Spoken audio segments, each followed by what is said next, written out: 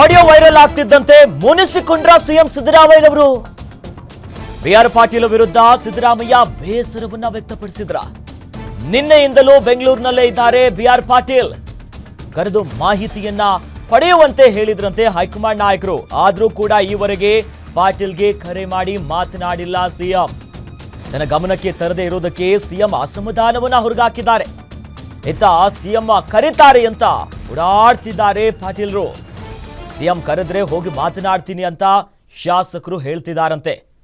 ಆ ನಿಟ್ಟಿನಲ್ಲಿ ಈಗ ಹಲವಷ್ಟು ಕುತೂಹಲಕ್ಕೆ ಕಾರಣ ಆಗ್ತಾ ಇದೆ. ಸಿದ್ದರಾಮಯ್ಯನವರು ಬೇಸರವನ್ನ ಹೊರಗಾಕ್ಬಿಟ್ರ.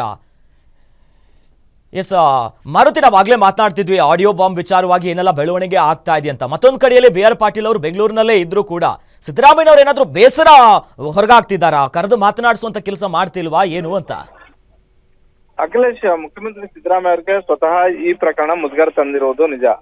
ಸಿದ್ದರಾಮಯ್ಯ ಅವ್ರಿಗೆ ಅಂತಲ್ಲ, ಕಾಂಗ್ರೆಸ್ ಸರ್ಕಾರಕ್ಕೆ ಇದು ಬಹಳಷ್ಟು ದೊಡ್ಡ ಮಟ್ಟದ ಒಂದು ಡ್ಯಾಮೇಜ್ ಆಗಿದೆ. ಕಾಂಗ್ರೆಸ್ ಸರ್ಕಾರದ ವಿರುದ್ಧ ಸಾಲು ಸಾಲು ಆರೋಪಗಳನ್ನ ಪ್ರತಿಪಕ್ಷಗಳು ಮಾಡುವಂತ ಒಂದು ಸಂದರ್ಭದಲ್ಲಿ ಕಾಂಗ್ರೆಸ್ನ ಹಿರಿಯ ಶಾಸಕರೊಬ್ಬರು ಈ ರೀತಿ ಹೇಳಿಕೆ ಸಹಜವಾಗಿ ವಿಪಕ್ಷಗಳಾಗಿರುವಂತಹ ಬಿಜೆಪಿ ಮತ್ತೆ ಜೆಡಿಎಸ್ಗೆ ಪ್ರಬಲ ಅಸ್ತ್ರ ಆಗಿರೋದ್ರಲ್ಲಿ ಯಾವುದೇ ಅನುಮಾನವೂ ಕೂಡ ಇಲ್ಲ. ಹೀಗಾಗಿ ಇಂತಹ ಒಂದು ಸಮಸ್ಯೆ ಇದ್ದಾಗ ನೇರವಾಗಿ ಖುದ್ದು ಬಂದು ನನ್ನ ಜೊತೆ ಈ ಬಗ್ಗೆ ಚರ್ಚೆ ಮಾಡಬೇಕಾಗಿತ್ತು ಅನ್ನುವಂತಹ ಒಂದು ವಿಚಾರವನ್ನ ಸಿದ್ದರಾಮಯ್ಯ ಅವರು ತಮ್ಮ ಆಪ್ತರ ಜೊತೆ ಹಂಚ್ಕೊಂಡಿರುವಂತದ್ದು. ಬಿಆರ್ ಪಾಟೀಲ್ ಮತ್ತೆ ಸಿದ್ದರಾಮಯ್ಯ ಅವರ ರಾಜಕೀಯ ಸಂಬಂಧ ಇವತ್ತು ನಿನ್ನೆದಲ್ಲ. 1983ರಲ್ಲಿ ಮೊದಲನೇ ಬಾರಿಗೆ ಇಬ್ರು ಕೂಡ ವಿಧಾನಸಭೆಗೆ ಆಯ್ಕೆಯಾದ ಬಂದ ದಿನದಿಂದಲೂ ಕೂಡ ತದ ಬಳಿಕ ಜನತಾ ಪರಿವಾರದಲ್ಲಿ ರಾಜಕಾರಣ ಮಾಡಿದ್ರು, ತದ ಬಳಿಕ ಕಾಂಗ್ರೆಸ್ ಅಲ್ಲಿ ರಾಜಕಾರಣ ಮಾಡಿದಂತದ್ದನ್ನ ನಾವು ನೋಡಿದೀವಿ. ಆದ್ರೆ ಈ ರೀತಿ ತೀರಾ ಅತ್ಯಾಪ್ತರಾಗಿದ್ದಂತಹ ಬಿಆರ್ ಪಾಟೀಲ್ ಅವರು ನನ್ನ ಜೊತೆ ಬಂದು ವಸ್ತು ಇಲಾಖೆಯಲ್ಲಿ ಆಗ್ತಿರುವಂತಹ ವಿಚಾರಗಳ ಬಗ್ಗೆ ಚರ್ಚೆ ಮಾಡ್ಲಿಲ್ಲ ಅನ್ನುವಂತ ಒಂದು ಅಸಮಾಧಾನವನ್ನ ಸಿದ್ದರಾಮಯ್ಯ ಅವರು ತೋಡ್ಕೊಂಡಿರುವಂತದ್ದು. ಹೀಗಾಗಿ ಬಿಆರ್ ಪಾಟೀಲ್ ಅವರು ನಿನ್ನೆಯಿಂದಲೂ ಬೆಂಗಳೂರಲ್ಲಿ ಇದ್ರು ಕೂಡ ಈ ಕ್ಷಣದವರೆಗೂ ಮುಖ್ಯಮಂತ್ರಿ ಸಿದ್ದರಾಮಯ್ಯ ಅವರು ಅವರನ್ನ ಬುಲಾವ್ ಮಾಡುವಂತಹ ಒಂದು ಕೆಲಸ ಮಾಡಿಲ್ಲ. ಈಗಾಗಲೇ ಕಾಂಗ್ರೆಸ್ ಹೈಕಮಾಂಡ್ ಎಂಟ್ರಿ ಕೊಟ್ಟಿರೋದ್ರಿಂದ ಮುಂದೆ ಕರೆ ಮಾಡಿ ಮಾತಾಡ್ತಾರ ಅನ್ನುವಂಥದ್ದನ್ನ ಕಾದ್ ನೋಡ್ಬೇಕಾಗಿದೆ ಅಖಿಲೇಶ್. ಯಾಕಂದ್ರೆ ಒಂದ್ ಕಡೆಯಲ್ಲಿ ಇಬ್ರು ಕೂಡ ಆಪ್ತರು, ಮತ್ತೊಂದ್ ಕಡೆ ಈಗಾಗಲೇ ರಾಜೀನಾಮೆ ಕೊಟ್ಟಿದ್ದಾರೆ. ಸಿದ್ದರಾಮಯ್ಯನವರ ಸಲಹೆಗಾರರಾಗಿಯೂ ಕೂಡ ಆಗಿದ್ರು. ಈ ಅಸಮಾಧಾನವನ್ನ ಮತ್ತೆ ಮತ್ತೆ ತೋರಿಸ್ತಾ ಇದ್ರು. ಸೊ ಈಟ್ನಲ್ಲಿ ಈಗ ಕರೆದು ಮಾತನಾಡಿಸಿದ್ರೆ ಒಂದಿಷ್ಟು ಸ್ಪಷ್ಟನೆ ಸಿಗ್ಬೋದು. ಯಾಕಂದ್ರೆ ಈಗಾಗಲೇ ನಾನು ಹೇಳಿದ್ದು ಸತ್ಯ ಅನ್ನೋದಾಗ ಮತ್ತೆ ಮತ್ತೆ ಅದೇ ಮಾತು ಹೇಳ್ತಿದ್ದಾರೆ. ಅಖಿಲೇಶ್, ಸಿದ್ದರಾಮಯ್ಯ ಅವ್ರಿಗೆ ಸಹಜವಾಗಿ ಈ ಪ್ರಕರಣದಿಂದ ಅವ್ರಿಗೆ ಅಸಮಾಧಾನ ಆಗಿರೋದು ನಿಜ. ಸಿದ್ದರಾಮಯ್ಯ ಅವರು ಈಗಾಗಲೇ ಯಾವಾಗ ಈ ಆಡಿಯೋ ಬಿಡುಗಡೆ ಆಯ್ತೋ ಆ ಕ್ಷಣದಲ್ಲೇ ಬಿಆರ್ ಪಾಟೀಲ್ ಅವರನ್ನ ಕರೆದು ಮಾತುಕತೆ ಆಡುವಂತಹ ಒಂದು ಕೆಲಸ ಮಾಡ್ಬೇಕಾಗಿತ್ತು. ಮಾಡದೇ ಇರೋದು ಕಾರಣ ಏನಂತ ಹೇಳಿದ್ರೆ ಬಿಆರ್ ಪಾಟೀಲ್ ಅವರೇ ಬರ್ಲಿ ಅಂತ. ಬಿಆರ್ ಪಾಟೀಲ್ ಅವರು ಕೂಡ ಹೇಳ್ತಾ ಇರುವಂತದ್ದು, ನಾನು ಯಾರ ಬಳಿಯೂ ಕೂಡ ಹೋಗೋದಿಲ್ಲ,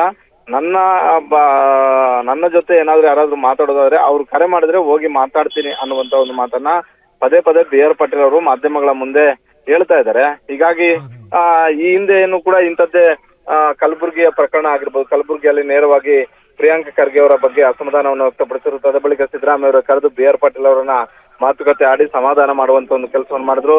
ಅದಾದ ಬಳಿಕ ನನಗೆ ಸಿಎಂ ಸಲಹೆಗಾರರ ಹುದ್ದೆ ಬೇಡ ಅನ್ನುವಂತ ಒಂದು ರೀತಿಯಲ್ಲಿ ರಾಜೀನಾಮೆಗೆ ಮುಂದಾಗಿದ್ರು.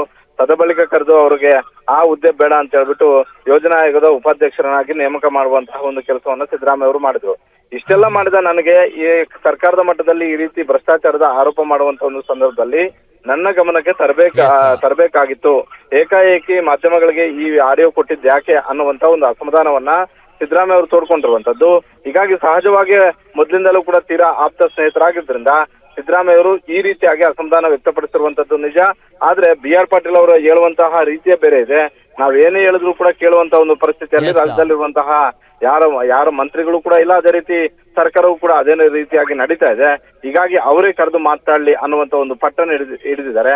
ಹೀಗಾಗಿ ಇಬ್ರು ಕೂಡ ಪಟ್ಟಿನ ರಾಜಕಾರಣ ಮಾಡ್ತಿರೋದ್ರಿಂದ ಯಾರು ಸಡಿಲ ಮಾಡ್ತಾರೆ, ಯಾರು ಹೋಗಿ ಯಾರ ಜೊತೆ ಮಾತಾಡ್ತಾರೆ ಅನ್ನುವಂಥದ್ದನ್ನ ಕಾದ್ ನೋಡ್ಬೇಕಾಗಿದೆ ಅಖಿಲೇಶ್. ಎಸ್, ಧನ್ಯವಾದಗಳು ಮಾರುತಿ ಪಾವಗಡ ತಮ್ಮೆಲ್ಲ ಮಾಹಿತಿಗೆ.